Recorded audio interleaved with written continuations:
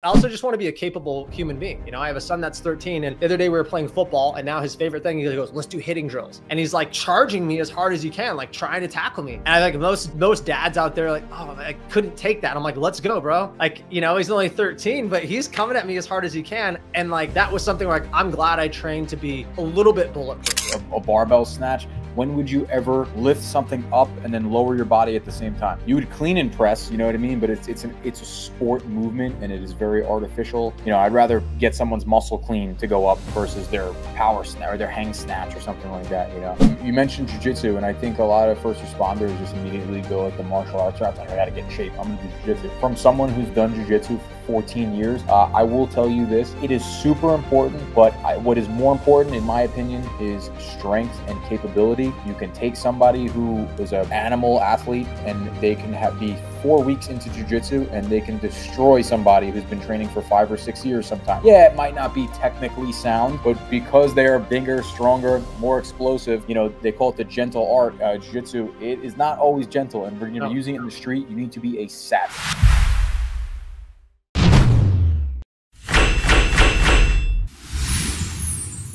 What's up, everybody? Welcome to the training. If you're a first responder, don't go anywhere, because Coach Mike and I are going to go through really the most effective training styles for you, for your duty, your career, whatever you do, firefighter, cop, border patrol. Even if you're in the medical field, right? There is a certain type of training that might be more beneficial. And what you're going to notice in this training is you might be doing some of it, but there's probably some big components you are missing. And I apologize if I look like I got punched in the face. This is just me being tired. And that's what happens when you have a 3-month-old baby, and you know, it's a little bit crazy. So if you don't know, Coach Mike is our head in-person coach, head of strength and conditioning at Pursuit Health and Performance, works with tons and tons of our clients actively currently right now. A lot of law enforcement, a lot of fire, primarily, right? Feels like now. Yeah, a lot. Military. And I say you get a good mix of performance-based people and aesthetics, but definitely Coach Mike probably takes on the most performance-based people within Pursuit, just because of his knowledge, experience, and background. So I thought he'd be very, very good for this training. And so number one question that I get, you know, is, and I actually ran an ad to get people kind of into our program that was like, hey, you shouldn't be training like a bodybuilder if you're a first responder. You know, I think the ad was like, hey, if you're a first responder, you're training like a bodybuilder, you need to stop, train differently. Touch on that a little bit. Like, why do you feel that the first responder tactical fitness community should be training differently? Yeah, so you touched upon bodybuilding, and you know, people assume that muscle equals strength, and absolutely you need muscle mass in order to be strong. You know, if you have two twins and one of them's got 50 pounds more muscle, he's probably going to put up more weight. But with that being said, bodybuilders are training. It's a sport like anything else, and their sport is for a look and to achieve a certain look. So a lot of their volume and a lot of their training is based around aesthetics and just the look versus performance. So they all overlap. My first responders do incorporate bodybuilding training, just very specifically in the areas that they're lacking the most. So it's a little bit more of an intelligent approach when it comes to bodybuilding, as opposed to just, hey, today's chest day just because. You know, yeah. So it is an aspect of their training. It is definitely a part of their training, but they are not bodybuilders, so they should not train 100% like a bodybuilder. Yeah. And I was going to ask you a question, but I'll do question/statement. I know there's going to be people that sit there and say, yeah, but I don't train like a bodybuilder. Oh, you probably do. Like, I know you don't consider yourself a bodybuilder. That word might even be like, I don't take steroids and I don't like do those things. Mm-hmm. Oh, no. Are you doing like push pull, or like especially muscle groups? Are you doing like chest tries, back buys, legs? Okay, you're probably training like a bodybuilder. It's really body part splits, and I bet you if I went into your program, you're probably doing some like hypertrophy lifting, right? Like 3 to 5 sets, 8 to 12 reps within that, right? That's not bad. I like training like that. I do a little bit different, like functional bodybuilding, which can be really beneficial for like a tactical athlete if done right. I know, Mike, you do a lot of like conjugate style training with your clients. I I don't think a lot of people know what conjugate training is, and not that that's the only training you do, but like walk us through that a little bit. It's kind of interesting because technically every person I train is doing some version of conjugate. But when people hear the term conjugate, they assume like West Side barbell powerlifting style conjugate, which is that's kind of a misrepresentation of conjugate. You know, if you hear the term in language class or when you're taking Spanish or something, like verb conjugation, right? Like I am, she is, they are, stuff like that. It's essentially a custom tailored program that is training multiple aspects all at once. So instead of breaking things up into blocks and having like a strength block and a muscle building block and then a mobility block, you tend to see all over performance when people do that. Like when they switch over to just doing, oh, I need to get bigger, and they start bodybuilding, then their strength goes down. And so it's just a conjugate training program is just training multiple strengths all at once. And, you know, whether you're a first responder or not, you know, I personally think that's how all humans should train because, you know, unless you're a specialty athlete or something, but I want to be ready to go all year round. If someone invites me to do something, I don't want to be like, hold on, I need 4 months to be ready for that. Like, I just want to be like at 95% all year round. And then, you know, if I know I have some sort of event or some sort of, competition or something coming up, then I could just tune up for that, 5% peak. But I want to be good to go all around. Good cardio, good muscle mass, good physique, and good strength. Yeah. And it's not that, I mean, it's not that you guys absolutely 100% can never do some of that on like a traditional bodybuilding program. So kind of the way that I train when I say functional bodybuilding, you heard me say that earlier, is I say that, but it's probably more conjugate style because I have like, I go in, this is generally how most of my workouts in. Right now I'm doing a 6-day split, which I know is a lot. I just like to train, mental health benefit, and just, I do this all day. I sit on my ass. Okay. So that's my physical activity. I don't get a lot of steps. So people are like, oh, you train 6 days a week? Yeah, but I like have a desk job. So I digress. So anyways, I go in, I do a dynamic warm up. I usually do like big compound movements. They're not always like hypertrophy. Sometimes they are like more of a 4 or 5 rep max. I usually don't go probably as heavy as you, but I am working a strength component. And then I do work muscle building, and I also do like end range mobility and flexibility. And then some days I also do cardio, and that is a lot to pack in, but sometimes there's power in less is more. And CrossFit, although I know we both have, we don't hate CrossFit, but there's some gaps. CrossFit does a good job in the fact that they're like few movements, very high intensity. It's probably better than a lot of people that go in the gym. And I see guys that do like chest and triceps, and they're like breaking down this, this muscle, which is great, but their heart rate doesn't go up at all. Their intensity is like kind of probably a little bit lower for most of them. You would probably get more bang for your buck going in and, doing like 2 big compound movements at a high intensity. And I know for you and your clients, right, a lot of like conjugate is like you do either like a 1 or 3 rep max, right? Either like for strength, and then the other days are for speed, right?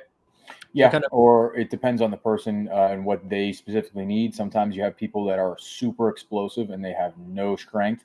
So then you can swap out speed days for, more repetition effort, which would be your bodybuilding to put on muscle. It just depends on the need of that client. And then these needs can change. So it really depends. But yeah, if you just came to me in like great shape and you were a perfectly balanced person for some reason, you'd have like max effort days, you'd have speed days, and then you're doing hypertrophy on all of those days. So technically you're bodybuilding every day, but not, today's shoulder day. It's like, why is it shoulder day? Well, that person has weak shoulders. Okay, then we should focus on those. It's just prioritizing weakness and trying to fill in all the gaps so that way you're good to go. You get in a fight, whatever, you got to carry a ladder up 10 flights of stairs, you'd be good to go. Yeah. And check this out. If you have a desk job, like you're watching this, you're not a first responder, you could do a bodybuilding program. I think you should still add mobility work, probably for sure. You should still add some like high intensity cardio, just like as a human, because you'll be like, I had to run after my kid, and I'm like, like dead. Okay, you should just be a functional human being. But beyond that, like if you are a first responder, you do have a different lifestyle. Like if I was a cop, I'd want to be a unit, bro. Like I would want to be able to be like trained in combat and sprint and run and powerful and agile. Like you need to be a tactical athlete because you might get into some stuff. If you're a firefighter, you have all this gear, you know, your oxygen's restricted, like you're hot and, you know, like, you know, okay, you've been in that. And we see a lot of people that come in, firefighters, cops specifically, because those are, I would say those are the most like physical demanding first responder jobs, right? Not that, you know, if you're an EMT, you're carrying heavy patients, right? So you have these strong occasionally, throughout your back, occasionally. But like those two careers are really physically demanding, can be. But we see a lot of people that come in and they're really just, I'm like looking at their program they're doing, because if you don't know about the first responder community, a lot of them are actually working out before they come to us, which people are like, oh, I just thought you trained overweight people that weren't doing anything. No, a lot of them were going to the gym. We start dissecting their program. They're just doing like cookie cutter bodybuilding hypertrophy programs, and it will get you so far, but mostly they don't have their nutrition on point. Like that's a big thing, which we help them clean up and dial in, and they see awesome physical results. So yes, they get their one goal of like, I want to look better naked all the time, 100% of the time. But then the other component is they still have to be able to perform. So if you just like reduce your calories and kept doing bodybuilding, you still wouldn't be as explosive. You still wouldn't be as agile. I mean, look at bodybuilding too, okay? Bodybuilding is literally creating inefficient joint angles to be hard on your muscle, right? Like a curl, right? You're like, I'm putting my arm here on a preacher curl pad and I'm doing a curl and none of my other body's moving. And that is great for your bicep. But when you get on the line of duty, you don't do anything like that. Like everything is multi-joint. You're, you know, you're wrestling somebody, or you're, like you said, you're pulling up a ladder or climbing. And I'm not saying you need to do those specific things. Although if you're a cop, you should probably be trained jiu-jitsu. But like beyond that, when you're in the gym, how do you move? Are you explosive? Do you do max effort days? Or do you just go and do like what everybody else is doing in the gym? Do you have a job like everybody else? Nope. Why are you training like everybody else? Right? You have to start asking those harder questions.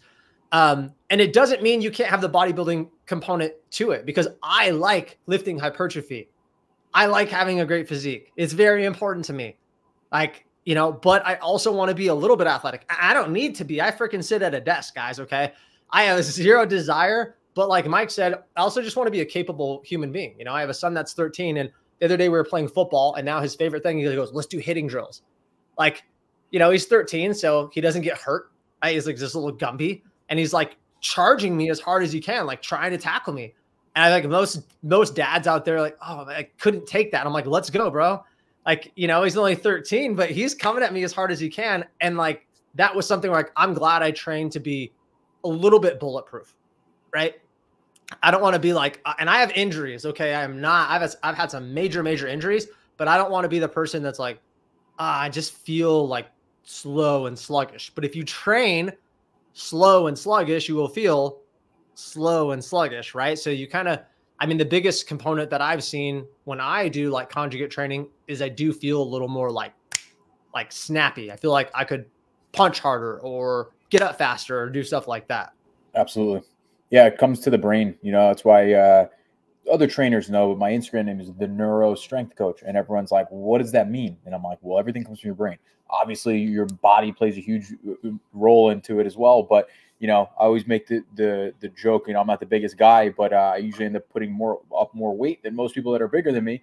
And they say, how is that? And I always make the joke that like, I'm like a twin turbo V6 with like forged internals, and they're like a giant naturally aspirated V8 that's like old. You know what I mean? So yeah, bigger motor, but they cannot put the power down when need be. So yeah, you know, they have a mechanical advantage, but the brain's just not there. They can't. It's motor unit recruitment, right? Rate coding. It's essentially how quick can you go from like, you know, if someone throws a ball at you, right? You might want to respond fast to catch the ball, but you physically are not fast enough to do that. Mm-hmm. So you can train that. You can train force production. You can train rate of force production, and you can make someone fast who is not fast, or you can make someone faster who is already fast. So. Yeah. And for a lot of you that are first responder, everyday hero community, and you have like a family, and you're like, all right, like I do want to perform, but dude, I just have a gut, man. I'm just trying to like get in shape. I don't really want all this. The thing is, you basically have two options, the way that I look at it. Okay.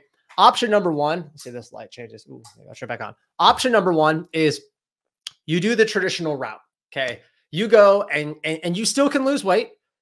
Absolutely. We have some first responders that don't want to take Coach Mike's route, right? They're like, I don't feel comfortable. It's not scary, but like they just would rather do traditional lifting, and they can still get all that. But like you have to ask yourself, do I want performance or aesthetics more? Right? That's the first track. But then also comes the statement where it's like you could do conjugate training and focus on performance, and where you are starting, yes, like you're going to still get really good results because you're probably not being consistent. You're probably not really having intensity in the gym. So whether you pick that route or this route, if you just ate better, had better habits, did intensity in the gym, you're going to get results better than you're doing right now, almost for sure. But this is more meant for the person that goes, I already feel like my diet's okay. I'm already kind of going to the gym, bro. I'm not soft. Like I go and I push myself, but like I'm not really seeing results, or I'm not getting what I want. That's where you would be like, I need to kind of change everything. And you're not changing like everything. You are still doing hypertrophy lifting, right? You are still doing bodybuilding component in there. But what you're also doing is at the beginning of your workout, generally, when you're the strongest and you have the most energy, you're like, I want to tackle this one component. And I will say that like after training a lot of people, Mike and I have been in the industry a long time. He's probably even trained more people than me. Figuring out that like people might look solid, but like, wow, they have gaps. Like for me, dude, like hip mobility or shoulder mobility. And so the cool thing that I like is you're also training those gaps. And if you don't train those gaps, you will get injured. And as a first responder, that's detrimental. Like you have to be physically capable for your career. And I like the hitting at 360. You could do it by training like 3 to 4 days a week. You do not need to train multiple days per week. Like this is my job. This is my career, my passion. I know that's not probably what you're wanting to do, but I like conjugate training because it does allow you to work on your strengths, your weaknesses, and then also build a physique. Is it going to help you build the same physique as bodybuilding? Probably not. But like, what do you want? Do you want to be a bodybuilder? If you're like physique is the most important thing, okay, go train like high volume hypertrophy. You won't be strong if that's not important to you. But if I was in law enforcement or I was in fire, I would rather sit there and say, I want to just be an absolute animal. And just a byproduct of that is I'll look pretty damn good. And I know that we get people that come through the program that end up going that route, right? Absolutely. Yeah. And it is pretty funny as well. Like I believe there is a very specific look that people say they're a bodybuilder, like the V taper, all this stuff. That is great. But if you look at like a strength athlete, you look at a gymnast, or you look at old time strongmen, who weren't like bodybuilders, they looked like bodybuilders because they were strong.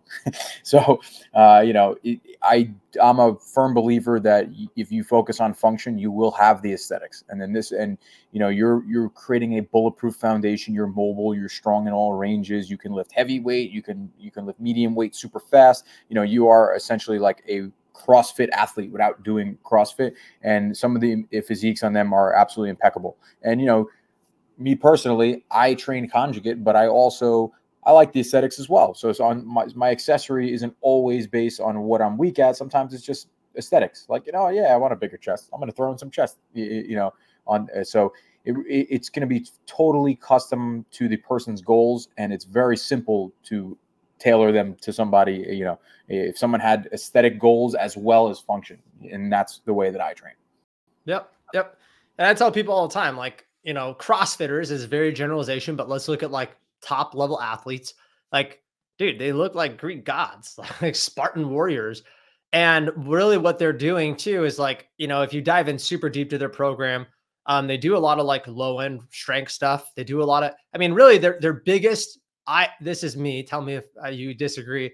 I think their biggest thing that like they have going for them is they usually lift pretty heavy and they lift with high intensity.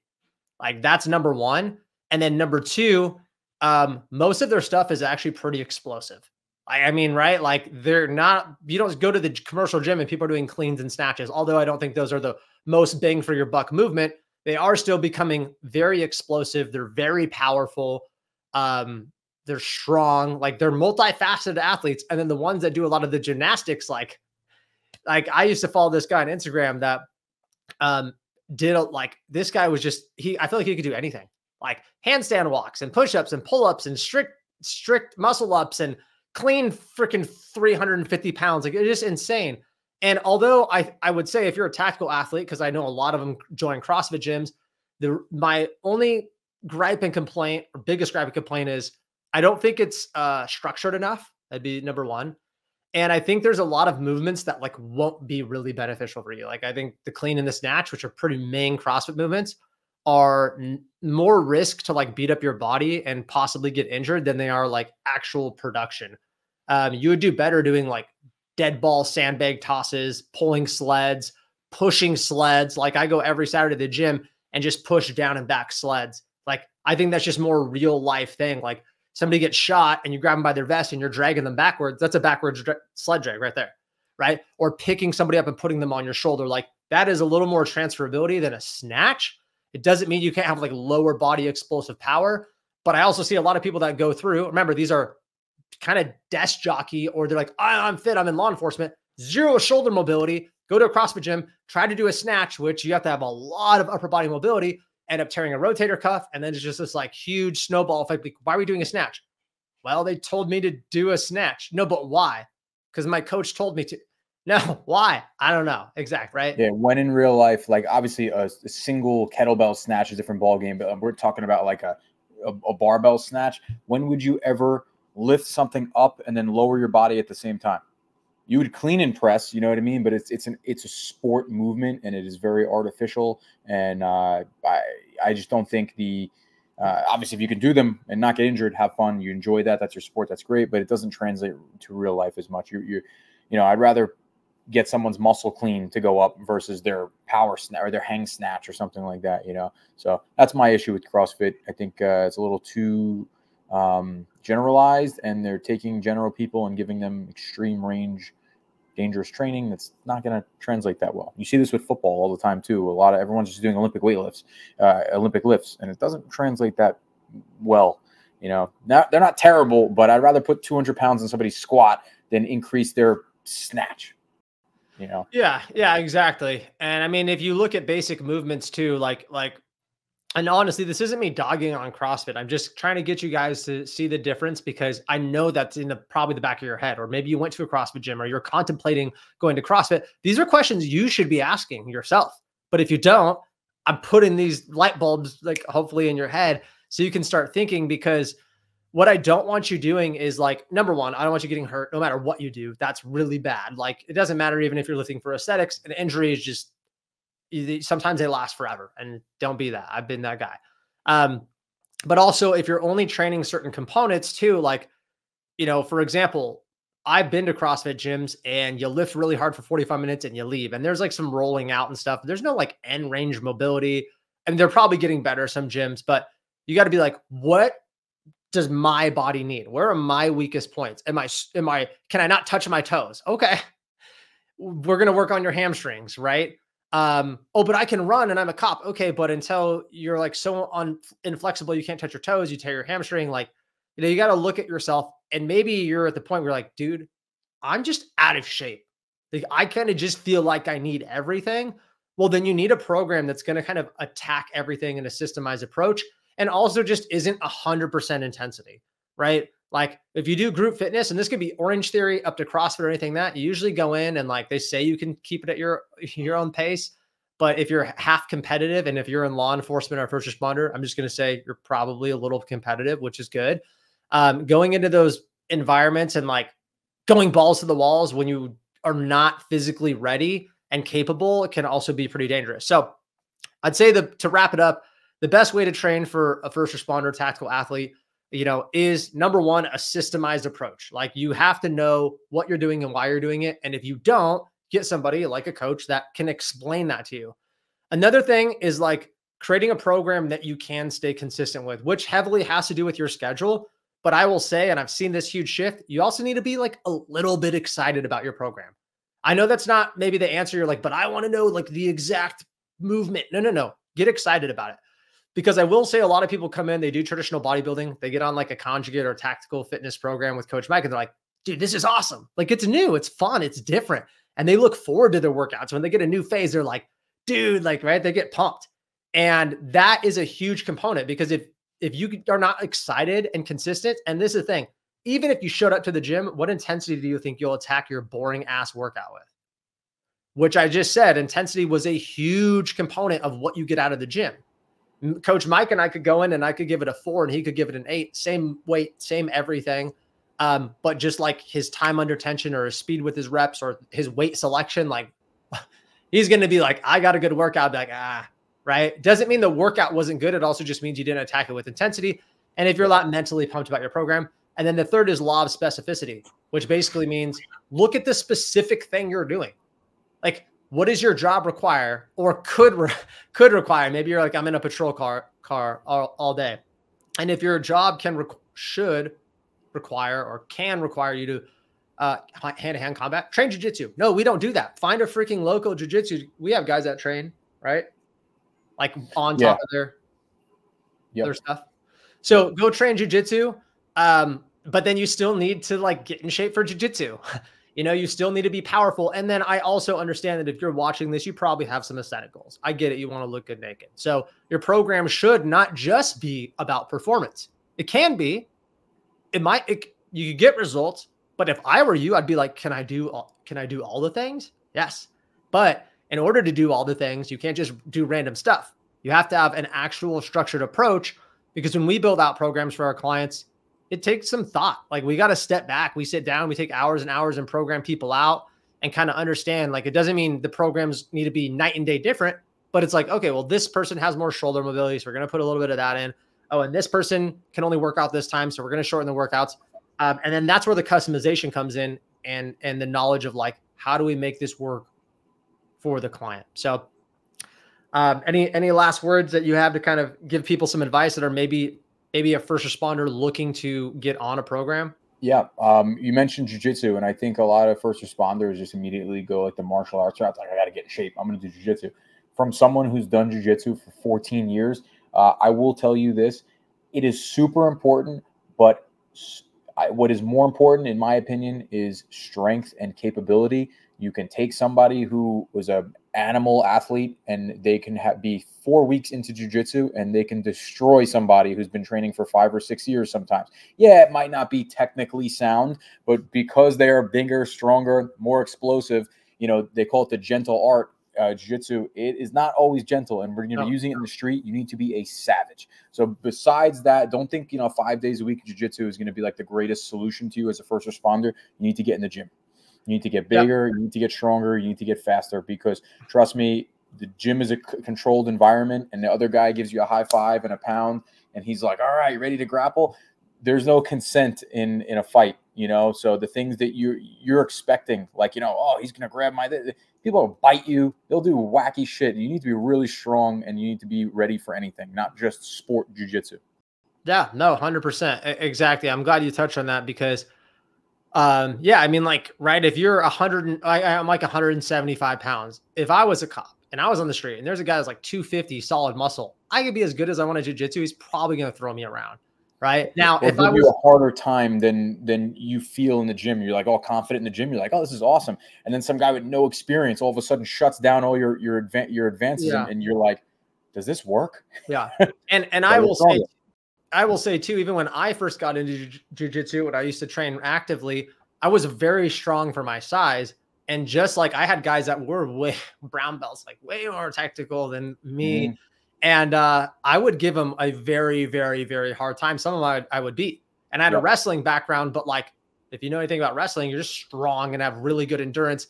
But the only reason I had that is also I trained like years and years in the gym. And when I went to the gym, I didn't train like a bodybuilder that much. I trained from my wrestling career. So yes, I was doing some strength stuff, some bodybuilding, but I was also doing like mixed component things. Really, like, I mean, you could probably classify it as conjugate with like HIIT. And it was powerful because I went in there just like physically capable, not technical, physically capable.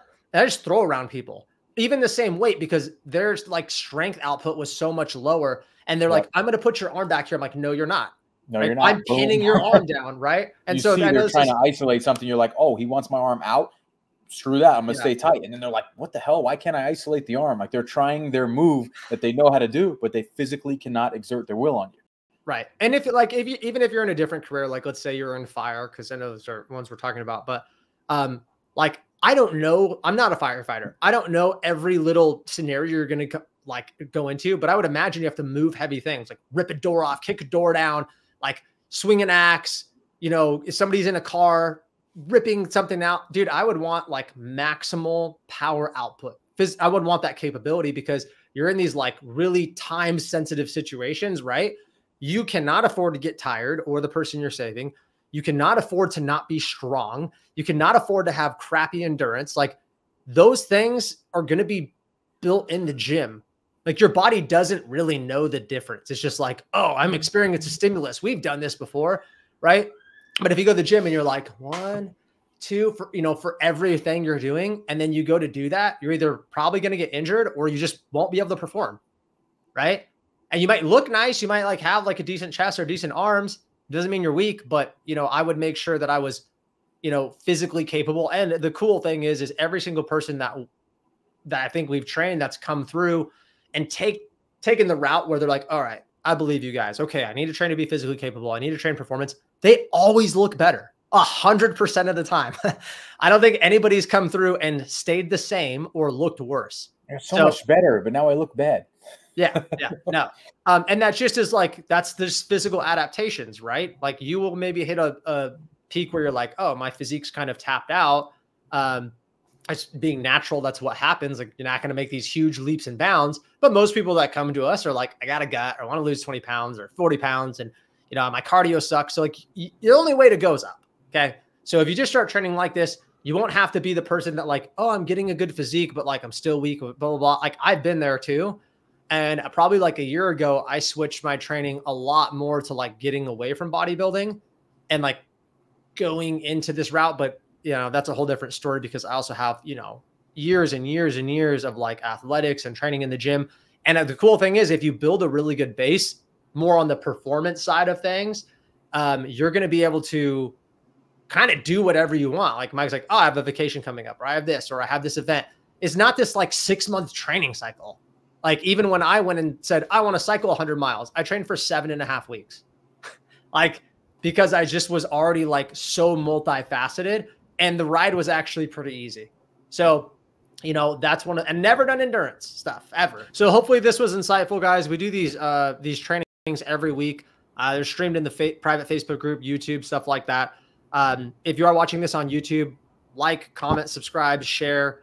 Definitely subscribe. We do these every week, and that way you'll get notified for the trainings. I bring a different coach on almost every week. Sometimes I do these solos. Sometimes we're actually sharing our screen and like going through. This is just free coaching for you because we want to give you value, and we know the first responder community is suffering, right? We see it every day. Some people just assume that you guys are just these units, just like freak creatures, but we know that's not the case. And mostly it's like, not that you're not willing or you're lazy. If you're a cop or a firefighter, I just assume you're not a lazy person. Okay. But the thing is, there's components of life like your work and your family and your schedule and like no good foods available on duty and all these things that like you don't want to happen, but they still do. And you've gained weight. You don't look good in your uniform and your performance sucks. Don't be that person. There should be a link below to our website. You can go click on it. It's thepursuithp.com. There's a form right there. Or you can DM me the word hero, and I'll get back to you and see if you'd be a good fit for our program. Because when we work one-on-one with our clients, we do create a customized approach to their schedule, their training, right? Their physical capabilities, their weaknesses. And just in the last couple of years, we've had hundreds and hundreds of people come through, raving reviews. People love us because not just because we're good, but also because I think most people have never had something that was like, oh, this works for me. Like, most people go the opposite way. They Google, how to gain strength. And they like find something that was kind of pre-made without having a conversation with anybody, right? Without giving somebody your background. And it's not a one size fits all. It just usually doesn't work, especially long-term. And then a big thing we want to do, and I know Coach Mike does a really good job of this, is like educating. Like we are educators, we're coaches, but part of that is educating. And so hopefully you're learning stuff from this, but we also want you to learn things from, we also want you to learn components from, like, as we're coaching you, we want to teach you. So everything you're hearing him say, his clients are learning. Like, I see this from the distance of, like, them being more physically capable. They're like, hey, I'm going to move this today. Why'd you move it? Or quiz him a little bit. Oh, because you said this. Boom. Awesome. Right? Because the whole goal is, like, not working with a coach forever. It's to be independent. And we've seen people come through our program, leave, continue to crush on their own. So we know the process works. So I appreciate it. Thanks for jumping on with me, man. I know you got people to train, things to do, weights to crush. So we'll talk to you later. Okay. Thanks for having me. Talk to you soon.